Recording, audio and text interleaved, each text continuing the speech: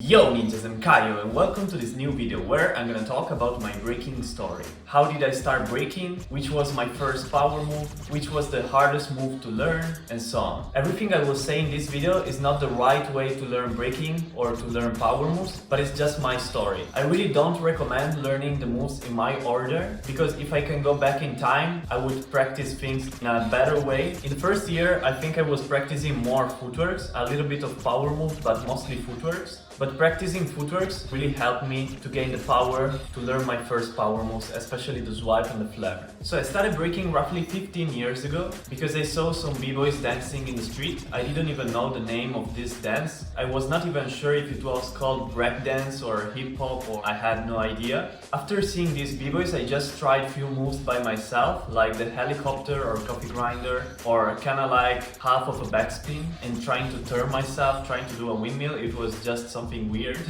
It was not a backspin and it was not a windmill. After some months, my mom found a flyer of some breaking classes in my city. So I went there and I actually started breaking there. I've been a student for around 1 year and then I started practicing by my own. In this first year, since it was a long time ago, there was not a specific method or a good way to learn the moves, so I was learning kind of randomly. I learned some basics like some top rocks, some footworks. I was doing the 6-step wrong. I was doing the 6-step like a 5-step. I was doing the 2-step, but I was calling it a 3-step. So I was kind of like learning moves with a kind of wrong technique and with different names. And also it was not so clear which was my best side. I was practicing some freezes on the right, some other freezes on the left. I was practicing some power moves like the backspin counterclockwise, and I was practicing some other power moves like the swipe clockwise, and I was doing footworks clockwise as well. So I was very confused, but this first year at least helped me to get to know more some moves and to start figuring out how to start by my own. In this first year I was practicing only 2 hours per week, so it was very little, and I didn't learn so much. When I started practicing by my own, I really started improving fast. I was practicing every day for at least 2 hours per day, sometimes even more, even 3 or 4 hours per day. I learned my first rounds of flare, I learned a better swipe, and I learned the windmill pretty fast. It all happened in just few months. I think my footwork's basics really helped me, because even if my footwork techniques was a little bit wrong, I was trying to do my footworks very dynamic and fast, and this really helped me for the swipes and also for the flares. So my first power move was the backspin in the first year. My second power move was the swipe, and my third one was the flare. It's really funny because I learned how to connect backspin to flare before learning the windmill. This is very unusual, very uncommon, so I was trying to jump from a backspin, reaching the tower freeze and going to flare, and after some times I learned it, and then one of my friends told me, if you know how to do backspins to flare, you should also know how to windmill. Instead of just going for the flare, just drop again to the backspin and do it continuously. So actually I tried to do backspin to tower freeze to backspin again, and I figured out that I could do a windmill.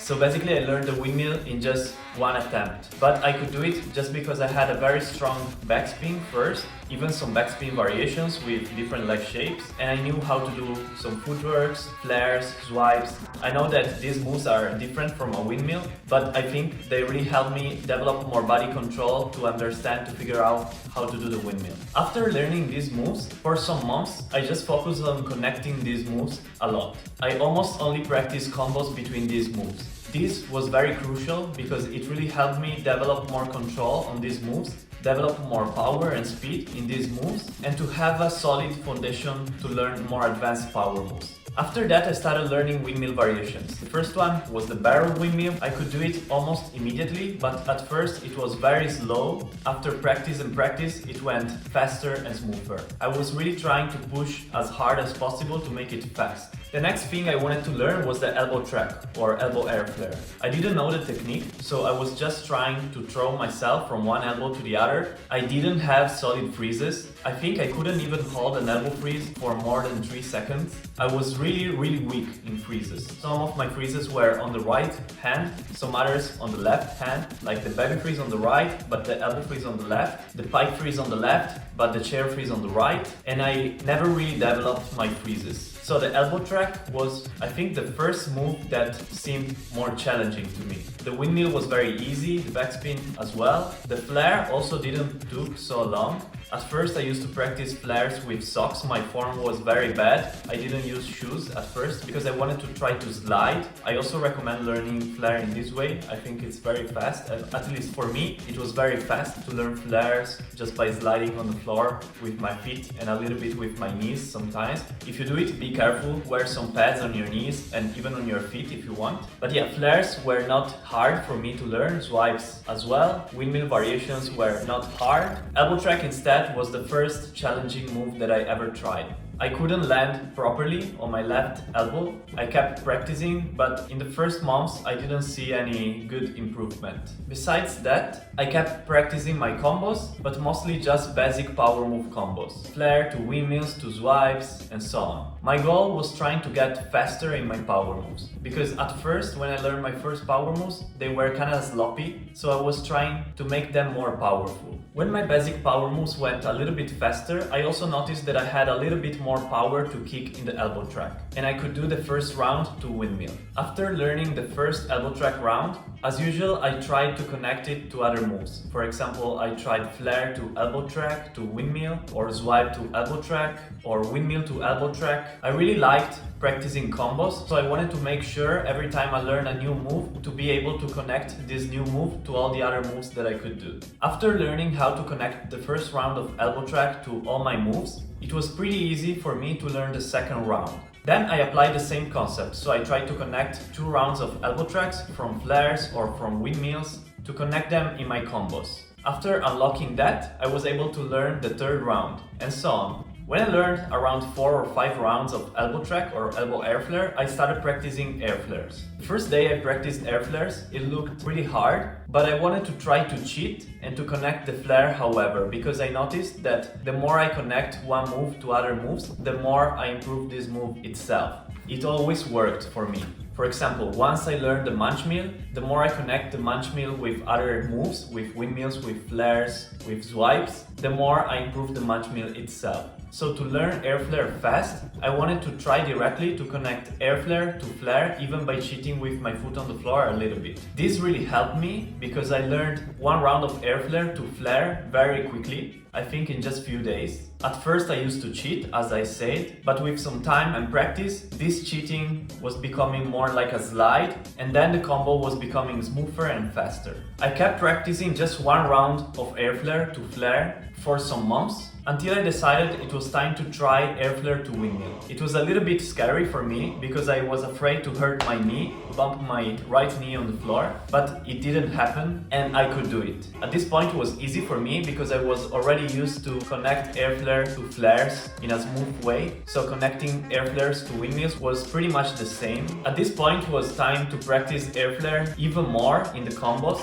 and learning, like for example flare to flare, or windmill to air flare to windmill, swipe to air flare to swipes, and so on. The harder combo with the air flare for me was air flare to swipes, because my Airflare technique was a little bit low, and when I was landing on my left arm, my hips were dropping down, and in the swipe you cannot be too low. Instead, in a flare and in a windmill, your hips can be lower, but after some time, I also learned 1 round of air flare to swipe, and this really helped me to unlock 2 rounds of air flare, because just few trainings later, I was thinking like, okay, let's try to do air flare to swipe, but instead of just going for the swipe, I will throw another air flare. And it actually worked.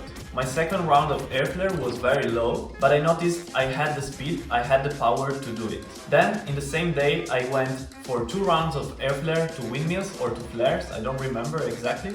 And I noticed I could do it, I had enough power and enough speed to do it. And so I went for the 3rd round of air flare. And actually, I was able to do it. My 3rd round was very, very low. It was almost like not even an air flare anymore. But however, in this day, I really felt like I unlocked multiple rounds of air flare. It was just a matter of practice to make them higher and to practice multiple rounds in the combos to get cleaner, to increase the number of repetitions. After learning my first rounds of air flare, my power move level really improved a lot. Since I already have a good basic on how to connect windmills to flares, to swipes and elbow tracks, it was very easy for me to connect air flares to other moves and from other moves. And so I started connecting windmill to air flares a lot of times, flare to air flares, swipe to air flares. After some months I was able to do more than 3 rounds. I was able to do 5, then 7, then 9, then more than 10 rounds, and so on. My technique was not the best. I was just swinging my legs fast.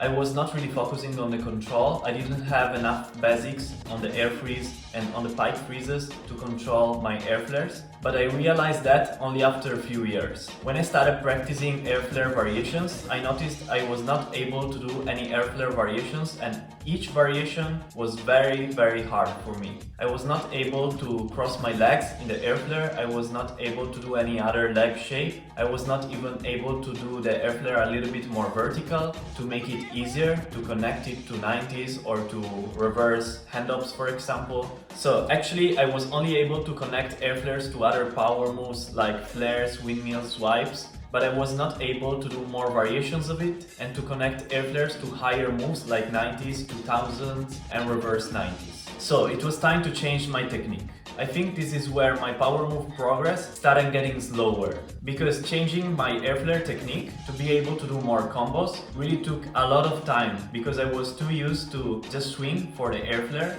that it was very unnatural for me to learn how to bounce the legs up a little bit and to improve my freezes a little bit to improve my technique. After practicing hand-ups on both sides a lot, pike freezes on both sides a lot, and practicing the airflare very slowly, really focusing on controlling my legs and really use the bounce of the legs a little bit. After I think 1 year or something like that, I started seeing some results. I was able to do air flares in another way, not only swinging my legs like this, but also bouncing the left leg kind of like a hand-up, and I was able to learn variations of the air flare. This was very slow to do for me because I already learned air flares in my previous way, just swinging. If you directly learn air flare with a good technique, I think it takes much less time. It's way easier to start building the correct habit than trying to correct a bad habit that you already have. But I didn't know that before. I didn't even think about that. I hope you can learn from my experience,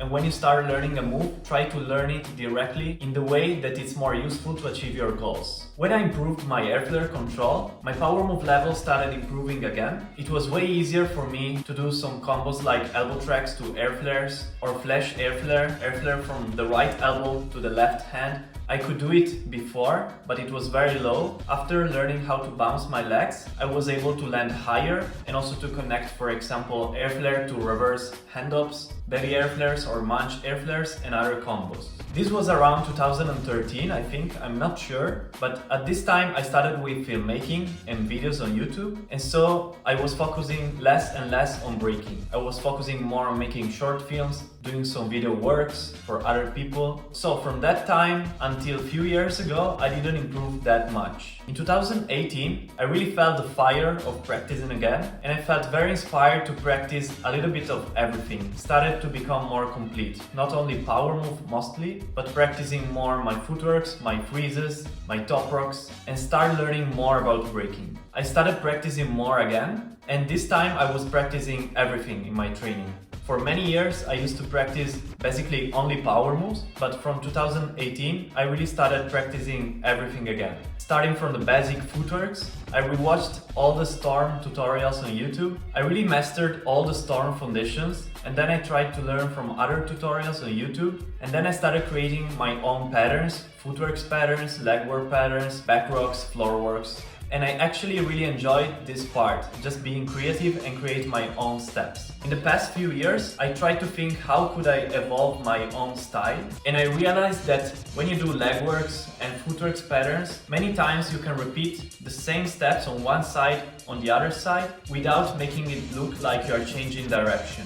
And I thought, what if I apply the same concept but for power moves? So I started developing power moves patterns. But my power moves on my weak side counterclockwise were very weak, so I started practicing them a little bit more. I think now they are still weak, I have to improve them more, and my goal right now is to evolve this style of power move patterns to make it become more advanced and unique. I also want to improve my basics as well. I think I still have a lot of work to do on my top rocks and on my freezes. I feel pretty confident right now in my power moves and in my footworks and leg works, but I still don't feel so comfortable sometimes during my freezes. So basically I want to improve in all the aspects of breaking, and I want to keep sharing my progress, my journey, and what I learned with you guys to offer the best tutorials on YouTube. As I said at the beginning, you don't have to follow my journey. Actually, if you have seen my tutorials, I explain the power moves in a very different way from the way I learned the power moves. For example, I learned the windmill just by doing backspin to tower freeze to backspin again.